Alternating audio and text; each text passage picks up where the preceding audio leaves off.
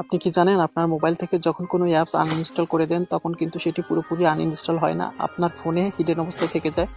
আপনি play store থেকে অনেক অ্যাপস ডাউনলোড করে থাকেন এবং প্রয়োজন শেষে আনইনস্টলও করে দেন, কিন্তু আপনার মোবাইল থেকে ওই সব অ্যাপসগুলো পার্মানেন্টলি ডিলিট হয় না।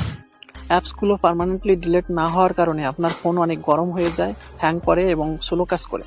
তো আজকের ভিডিওতে চলুন আমি আপনাদেরকে দেখিয়ে দিচ্ছি কিভাবে আপনি সেই অ্যাপসগুলো পুরোপুরি পার্মানেন্টলি আপনার ফোন থেকে ডিলিট করতে পারবেন। তো এর জন্য আপনি আপনার ফোনের প্লে স্টোরটি ওপেন করে নেবেন। তারপর এখান থেকে প্রোফাইল অপশনে একটি ক্লিক করবেন। তারপর এখান থেকে দেখতে পাচ্ছেন ম্যানেজ অ্যাপস অ্যান্ড ডিভাইস, এটিতে একটি ক্লিক করবেন। তারপর এখান থেকে দেখতে পাচ্ছেন ম্যানেজ, এখানে একটা ক্লিক করবেন। তো এখান থেকে আপনি ইনস্টলড এর সাইডে যে অ্যারোটি দেখতে পাচ্ছেন এখানে একটি ক্লিক করবেন। তারপর এখান থেকে নট ইনস্টলড এটি সিলেক্ট করবেন।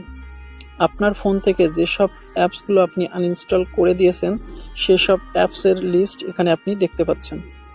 তো এখান থেকে এসব অ্যাপসগুলো যদি আপনি ডিলিট করতে চান তাহলে অ্যাপসটি এভাবে সিলেক্ট করবেন।